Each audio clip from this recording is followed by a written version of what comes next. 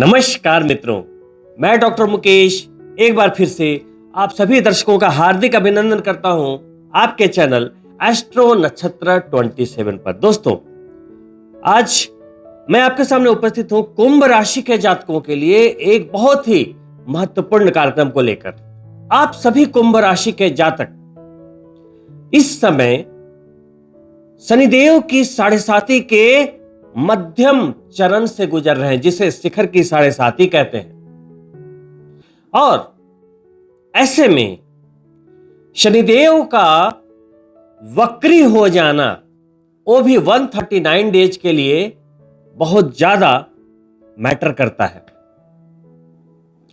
शनिदेव का चाहे कोई भी परिवर्तन हो, 7.5 हो या ढैया या तो वक्री होना, इससे हर व्यक्ति कहीं ना कहीं भयभीत रहता है, क्योंकि शनिदेव एक बड़े ग्रहों में शुमार हैं और उनके परिणाम त्वरित दिखते हैं, बहुत ही जल्दी। जो बोएगा वही पाएगा, तेरा किया आगे आएगा। सुख दुख है क्या, फल कर्मों का, जैसी करनी वैसी भरनी। जी हां दोस्तों, कर्म फलदाता शनिदेव 7.5 के अंतराल में, इन 7.5 वर्षों में जैसे सोने को तपाकर कुंदन बनाते हैं, उसे दोष रहित करते हैं, वैसे ही हम मानव हैं, कहीं ना कहीं गलतियां होती है कर्म से, मन से,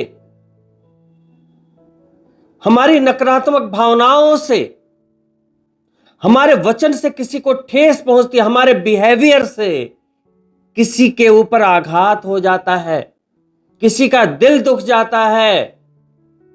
ये सारी चीजें शनिदेव के लिए बहुत मैटर करती है। याद रखिएगा, आज आप जो भी कर रहे हैं वो आप तक लौट कर आएगा। हर कोई व्यक्ति यह कहता है कि मैं सही हूं, लेकिन उसे पता नहीं चलता कि वो कब गलत हो गया। इसलिए आप दूसरों से भी वैसा ही व्यवहार करें जैसा आप अपने लिए चाहते हैं। गौतम बुद्ध ने क्लियरली बोला है कि आपके कर्म आप तक वापस आते हैं, ठीक उसी तरह से जैसे हजारों के झुंड में भी बछड़ा अपनी मां को पहचान लेता है, ठीक वैसे ही आपके किए हुए बुरे कर्म और अच्छे कर्म आपको ढूंढते हुए लाखों और हजारों की भीड़ में आप तक पहुंचते हैं। जो आपके अच्छे कर्म होते हैं वो 10 गुना 100 गुना होकर आपकी सुख समृद्धि, खुशियां और आपके आनंद को बढ़ाते हैं। वैसे ही आपके द्वारा किया गया बुरा कर्म, आपने अगर किसी का दिल दुखाया, अगर आपने किसी के लिए बुरा सोचा, बुरा किया, तो वो चीजें भी 1000 गुना होकर आपको पीड़ा देने वापस पहुंचती है। स्वामी विवेकानंद ने कहा है कि कर्म ही बंधन है और कर्म से ही मुक्ति है। बहुत गूढ़ बातें हैं। देखो, मैं ये बातें आपसे इसलिए कह रहा हूं कि देखिए, 30 जून से लेकर 15 नवंबर तक शनिदेव वक्री रहेंगे। वक्री का मतलब सिंपली यह है कि जब कोई ग्रह अपने पाथ पर चलता है, तो जब उसकी स्पीड एक समय कम होती है, उस समय वो पृथ्वी से उल्टा चलता हुआ दिखाई देता है, उल्टी दिशा में जाता हुआ दिखाई देता है, जिसे वक्री अंतराल कहा गया है। लेकिन सच्चाई यह है कि कोई भी ग्रह अपने पाथ पर जब चल रहा है तो उल्टी दिशा में कभी नहीं चल सकता। एक आभासी घटना है, लेकिन इसका प्रभाव है।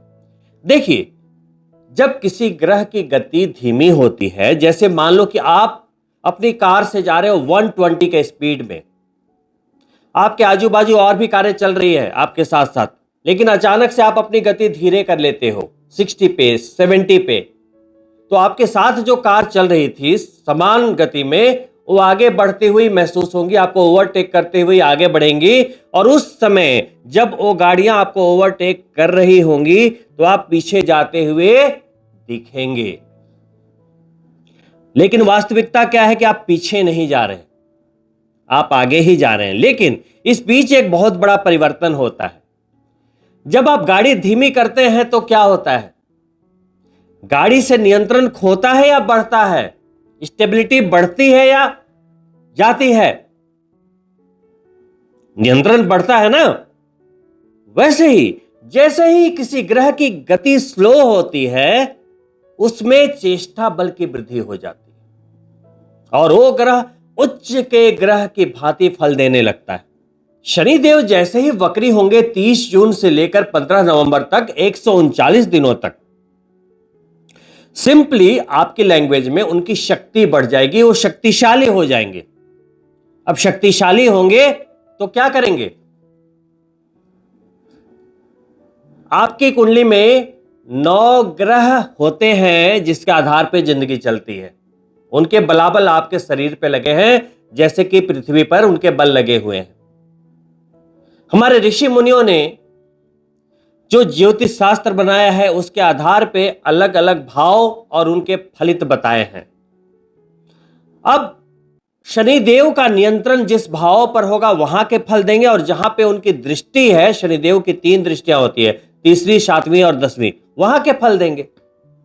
जिनकी कुंडली में शनिदेव शुभ हुए उनके शुभ फल होंगे, और जिनकी कुंडली में प्रारब्धवश शनिदेव अशुभ हुए तो उनके फल अशुभ भी हो सकते हैं। तो उनके लिए आपको उपाय करने की आवश्यकता होगी।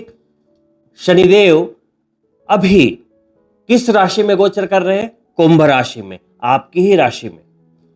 तो मैं अभी जो भी फलित बताऊंगा आपके चंद्र राशि पर आधारित है। तो आप जब कुंडली खोलेंगे और चंद्र कुंडली लगाएंगे तो पहले भाव में लिखा होगा नंबर 11। चंद्र कुंडली की बात कर रहा हूं, अभी लगन कुंडली की बात नहीं कर रहा।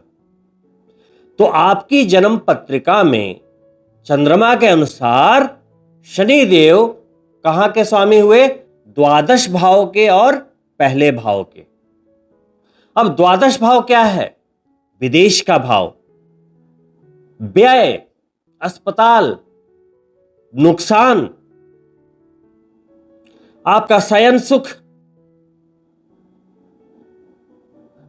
दोस्तों, वहीं शनिदेव आपके प्रथम भाव के स्वामी है। प्रथम भाव क्या है? सर्वस्व, आपकी जड़, आपकी बुनियाद, आपका स्वास्थ्य, प्रतिष्ठा, सब कुछ। तो कुंभ राशि में शनिदेव जो नियंत्रण करता हो गए वो द्वादश भाव के और प्रथम भाव के, और अभी पहले ही भाव में अपनी राशि में गोचर कर रहे हैं। तो शास्त्र कहते हैं कि जब कोई भी ग्रह केंद्र भावों में अपनी ही राशि में या उच्च राशि में गोचर करता है तो उसे पंच महापुरुषों में एक योग कहते हैं। अगर शनिदेव गोचर कर रहे हैं तो उस योग का नाम होता है शशराज योग। अब देखिए, यहां 2 बातें हैं आपको समझनी पड़ेगी। एक तो शशराज योग भी बना है और 7.5 का शिखर भी है। अब आप बोलेंगे कि हमें राजयोग का फल मिलेगा या 7.5 के दुष्परिणाम मिलेंगे? दोनों बातें बिल्कुल अलग है। देखिए, शनिदेव शशराज योग में है, उनकी ताकत बढ़ गई, शक्ति बढ़ गई, तो आपको शशराज योग के शुभ फल तो देंगे ही देंगे। लेकिन 7.5 बिल्कुल डिफरेंट मैटर है। 7.5 में आपके पूर्व जन्म में और इस जन्म में विगत वर्षों में आपके किए गए जो भी बुरे कर्म हैं उसकी सजा का वक्त है। और कौन सी सजा का फल आपको कितने समय मिलेगा यह डिसीजन होता है शनिदेव का, आपकी नियत को परखने के बाद।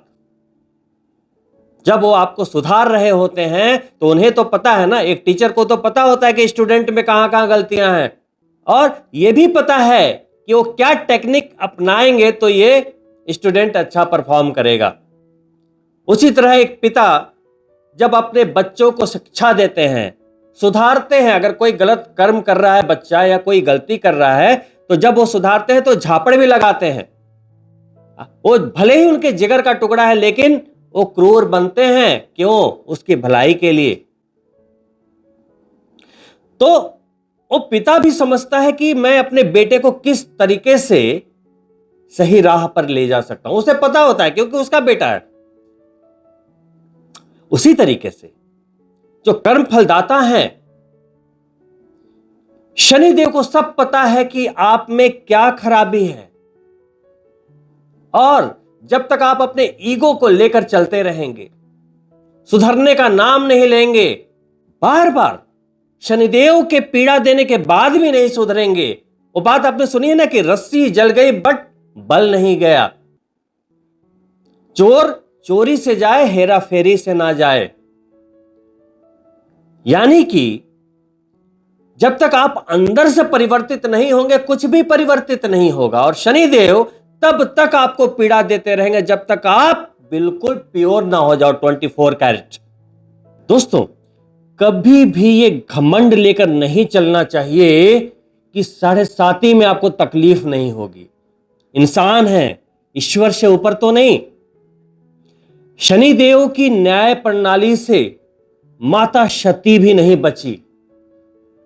उनके भोले बाबा से झूठ बोलने के कारण उन्हें अपने पिता के ही अग्निकुंड में कूदकर प्राण को त्यागना पड़ा। राजा हरिश्चंद्र, जिन्होंने अपने जीवन काल में कभी भी झूठ नहीं बोला, लेकिन उन्हें दान देने के अभिमान के कारण, घमंड के कारण, उनके घमंड को तोड़ने के लिए शनिदेव ने 7.5 में राजपाट छीन लिया, परिवार से अलग कर दिया, चांडाल के यहां दाश्ता करनी पड़ी। जब वो घुटने पर आ गए तो शनिदेव ने सब कुछ वापस कर दिया।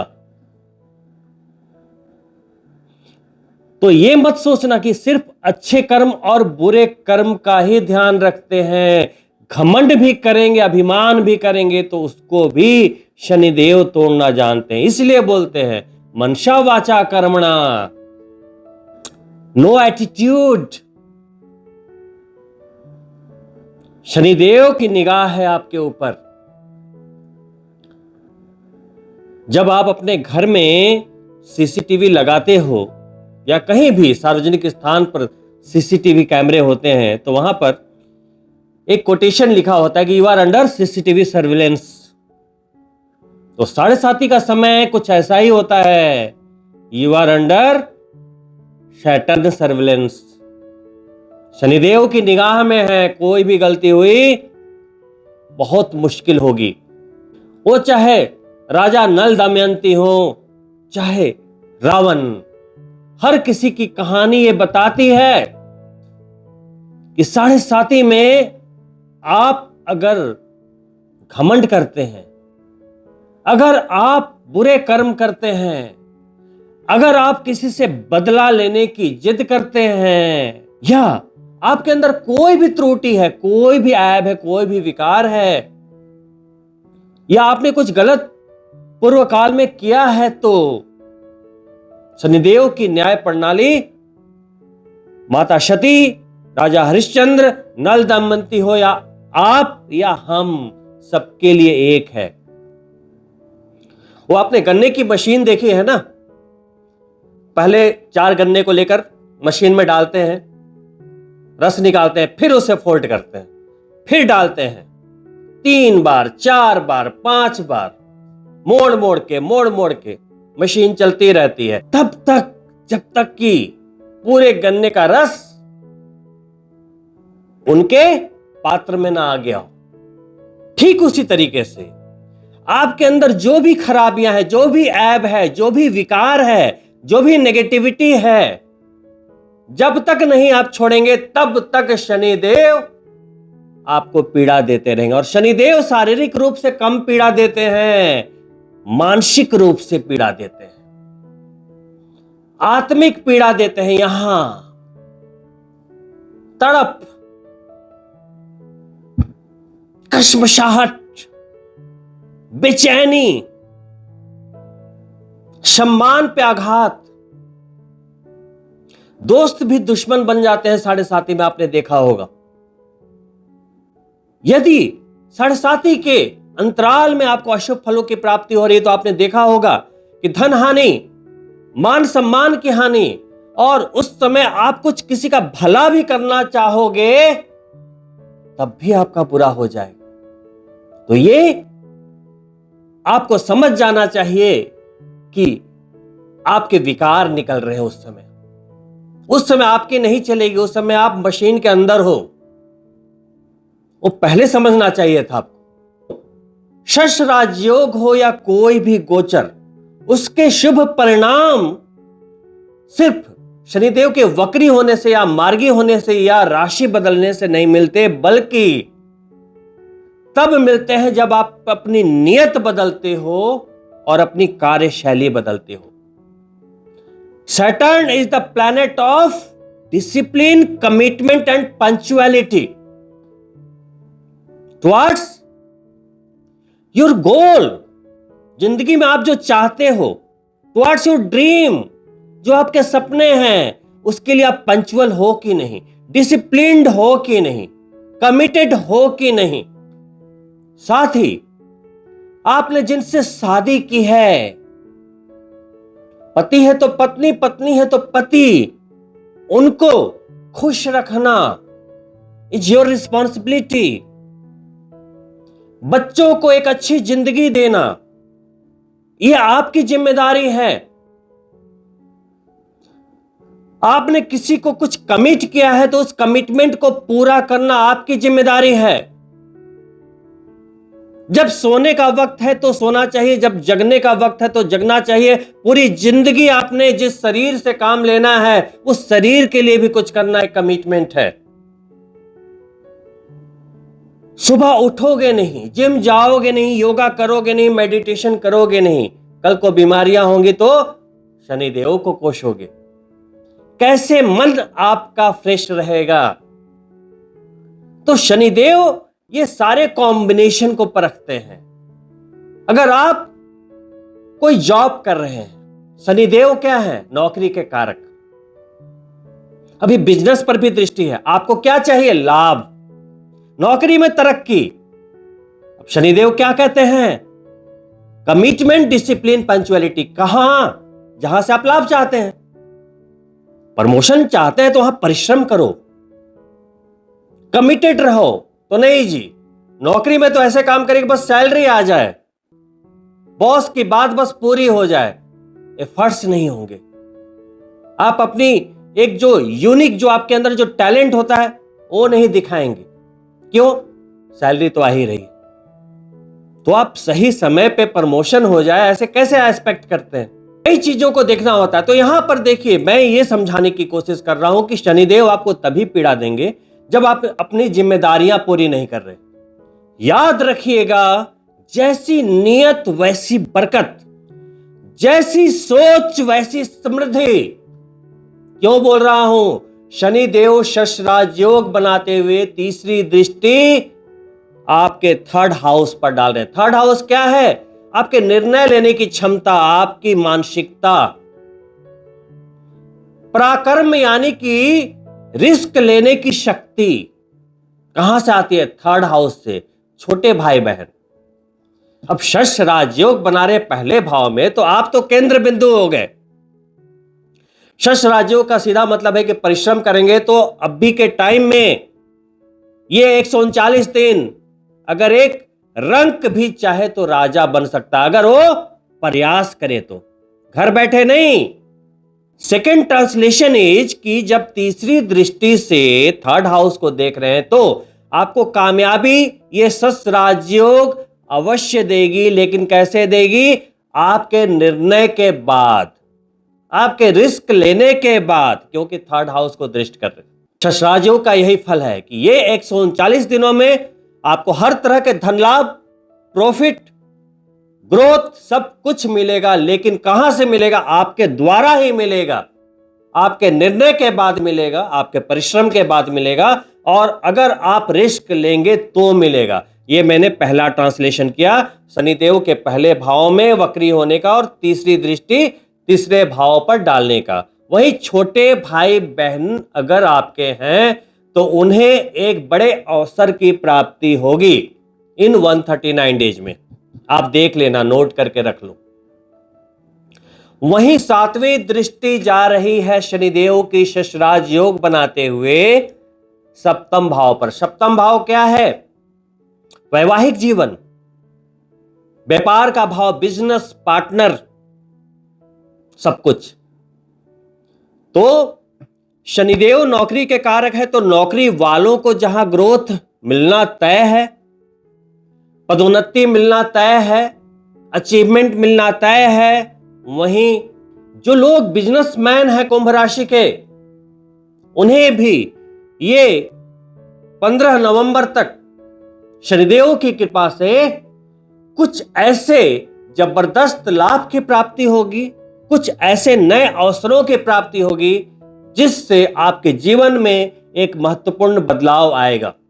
दोस्तों, आप चाहे जो भी कार्य करते हो, जॉब में हो, बिजनेस में हो, सेल्फ एम्प्लॉयड हो, या अपनी आजीविका के लिए कुछ भी कर रहे हो, अपने टैलेंट से कुछ भी कर रहे हो, अगर कुछ कनेक्शन आपका 12 हाउस है, यानी कि विदेश से, मल्टीनेशनल कंपनीज से आपके बिजनेस का कनेक्शन हो, या आपकी नौकरी का कनेक्शन हो, या आप विदेश में रहते हो, कोई भी कनेक्शन हो, आपके बच्चे विदेश में रहते हो, आपका परिवार विदेश में रहता हो, तो इस वक्री गति के दौरान, क्योंकि शश राजयोग बनाते हुए वक्री हो रहे हैं, विदेश के स्वामी हैं, तो आपको विदेश से भरपूर मात्रा में लाभ की प्राप्ति होगी।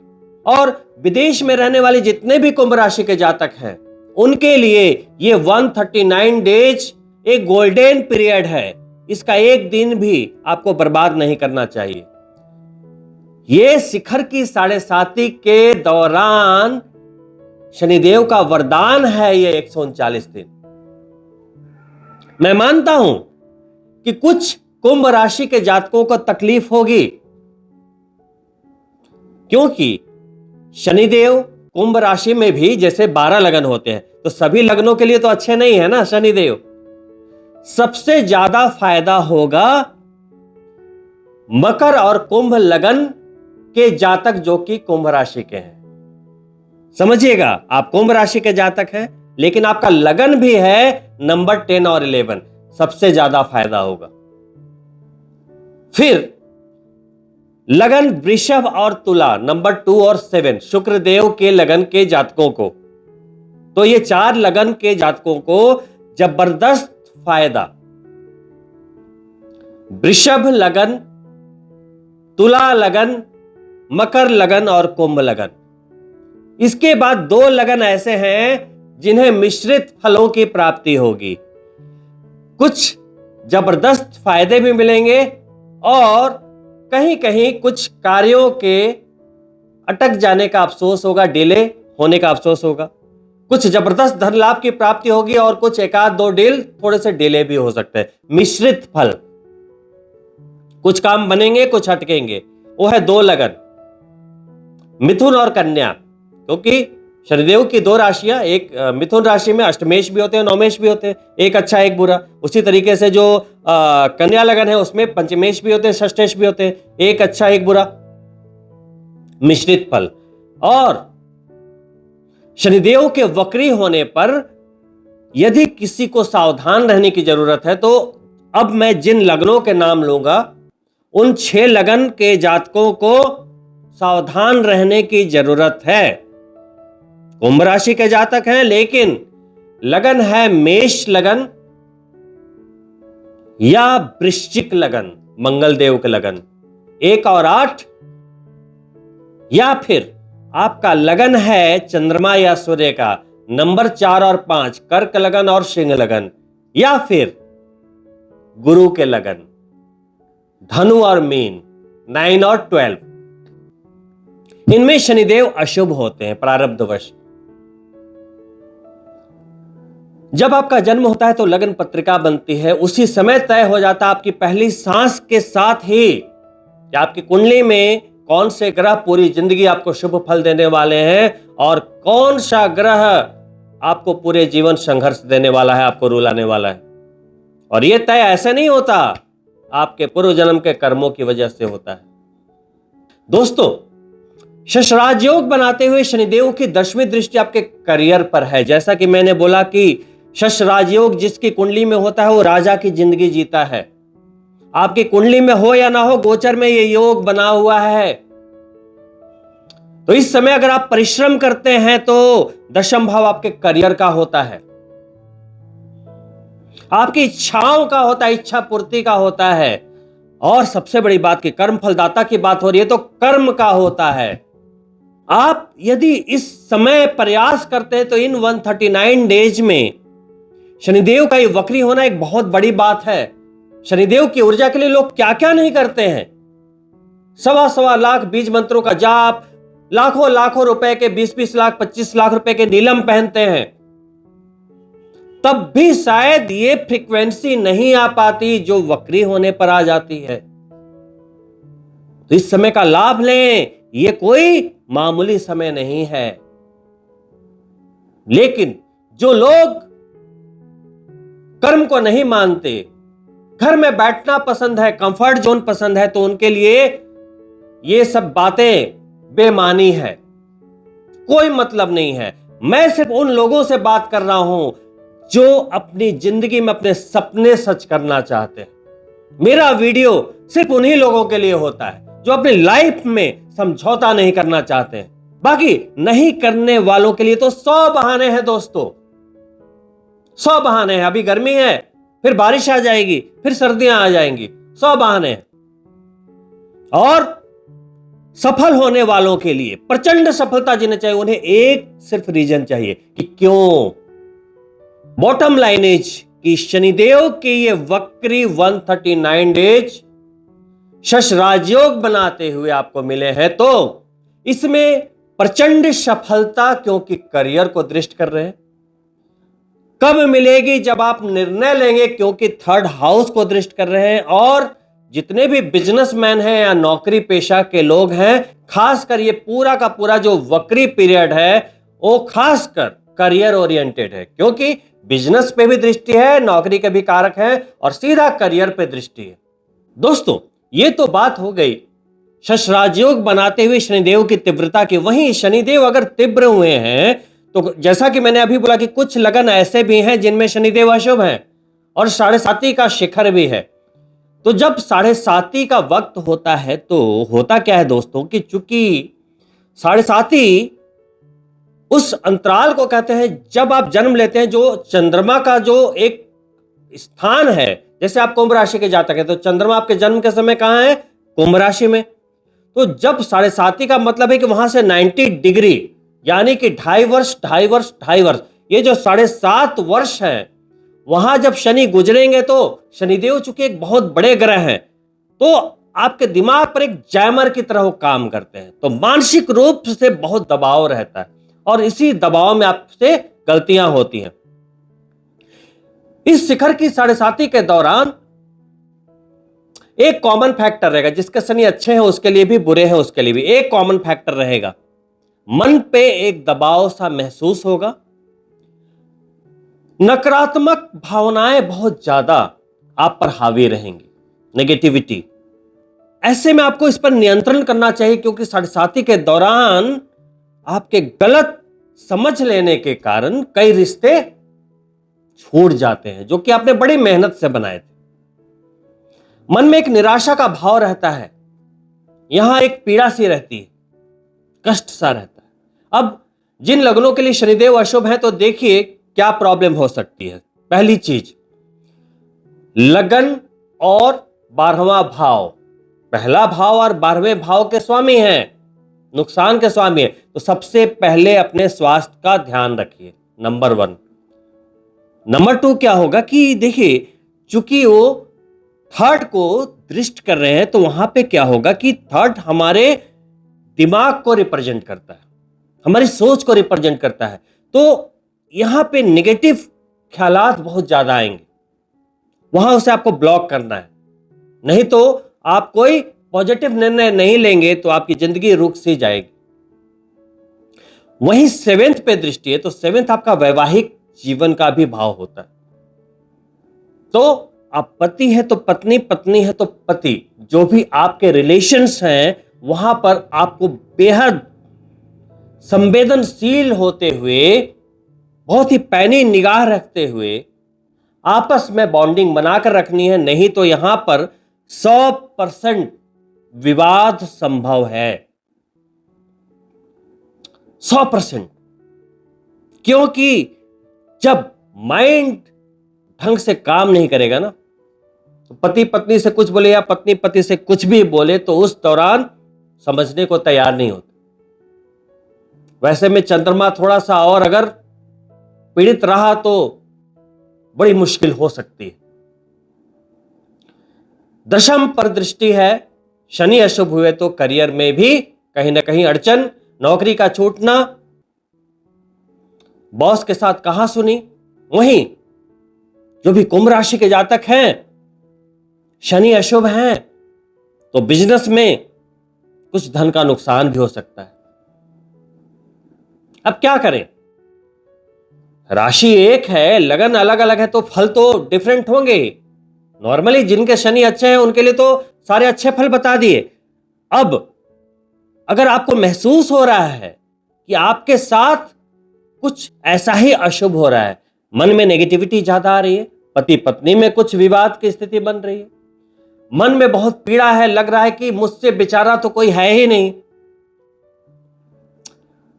पूरी दुनिया आपसे रूठी हुई है, कुछ करने का मन नहीं करता, करियर में कुछ करने का मन नहीं करता, कोई डिसीजन लेने का मन नहीं करता, तो आप मान के चलिए कि शनिदेव पूर्ण रूप से अभी 7.5 के नकारात्मक फलों को दे रहे हैं। उपाय क्या करें?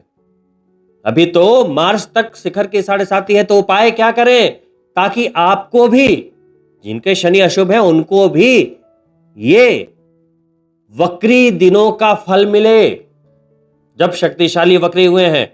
और हां, यह भी बता दूं, आपके स्वास्थ्य के स्वामी होते हुए वक्री हुए हैं, तो जिन्हें भी बैक पेन की समस्या थी, सर्वाइकल पेन की समस्या थी, कमर दर्द, पैरों का दर्द, घुटनों का दर्द, हड्डियों की कोई भी समस्या, तो जब शनिदेव वक्री होंगे तो आपको वहां पर ध्यान रखने की आवश्यकता है। सबसे पहले तो नियत से पवित्र बने। पूजा पाठ के भी उपाय बताऊंगा, लेकिन पहले नियत से पवित्र बने,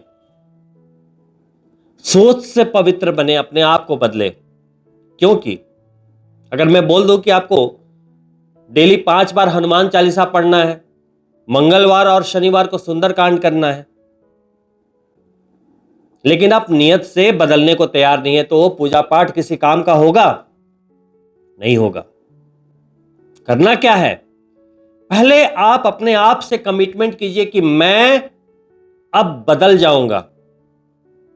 आज तक मैंने जो भी गलती की है, उपाय बता रहा हूं, आज तक जो भी गलती मैंने की है दोबारा नहीं करूंगा। नॉर्मली अपनी गलतियां दिखती नहीं है लोगों को, लेकिन कोशिश करें पहचानने की कि कहां आप गलत हैं, कहां गलत है। तो पहले नियत का परिवर्तन करना है और उसके बाद क्या करना है? 7.5 में ब्रह्मास्त्र होता है हनुमान जी की भक्ति करना। क्योंकि शनिदेव तो हमारे कर्मों का फल देते हैं। अगर हमने विगत समय में कुछ गलत किया है तो हमें तो भोगना ही पड़ेगा, भोगना पड़ेगा, और कोई रास्ता नहीं।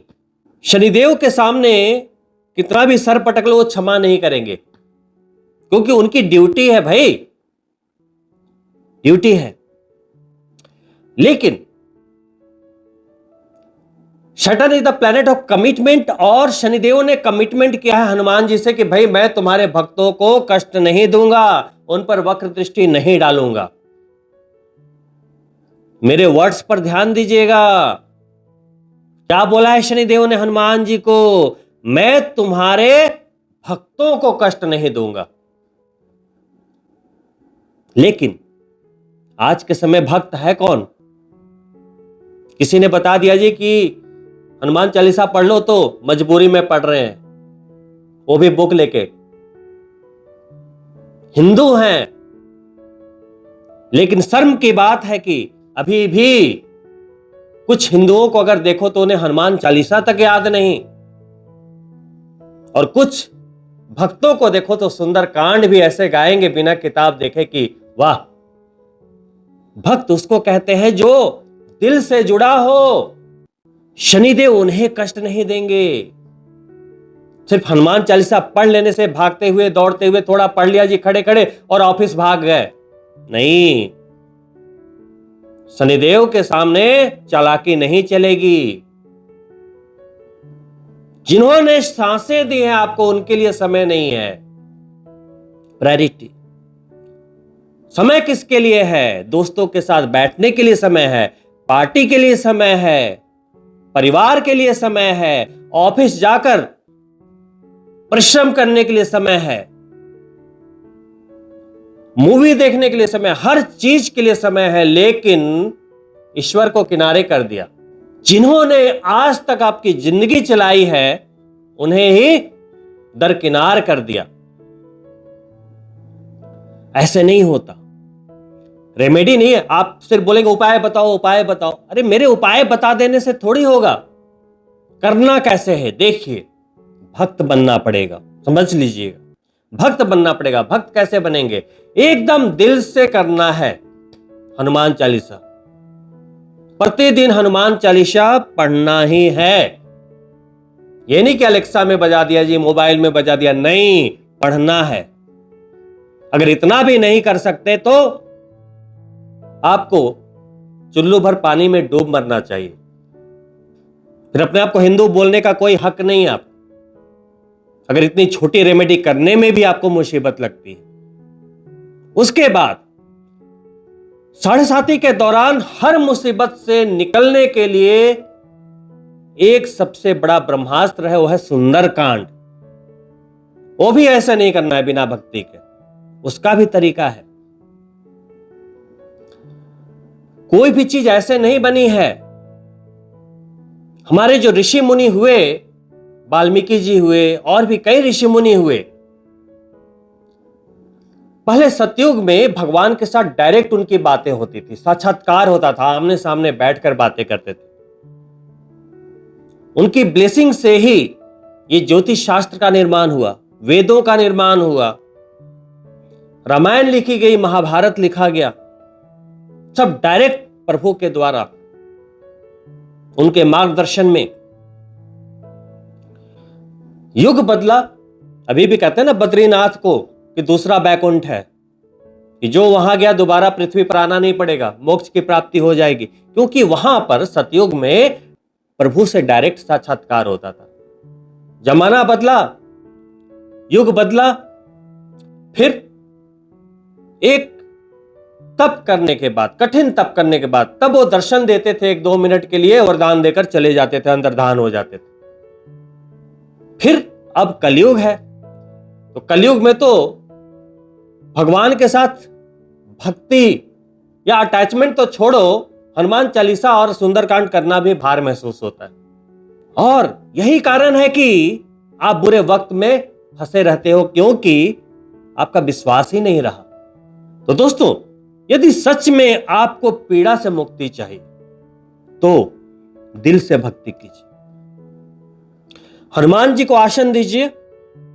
शनिवार के दिन सुबह सुबह बैठिए, या मंगलवार को भी कर सकते हैं। शनिवार को करेंगे तो शनिदेव की कृपा प्राप्त ज्यादा होगी। 5 पुष्प ले लीजिए, रखिए, स्थान दीजिए, हनुमान जी को बोलिए कि जी आप यहां विराजो, आह्वान कीजिए, घी का दीपक जलाइए, भोग लगाइए और संकल्प लेके बोलिए कि मैं सुंदरकांड का पाठ करने जा रहा हूं, और आप अपनी मनोकामना बोलकर जल को वहां पर छोड़ दीजिए। उसके बाद सुंदरकांड का पाठ आपको ऐसे करना है जैसे कि हनुमान जी आपके सामने बैठे हैं और आप हनुमान जी को सुना रहे हो। फिर देखो कैसे काम बनता है। लेकिन आज के समय क्या होता है, बुक लेकर पढ़ रहे हैं,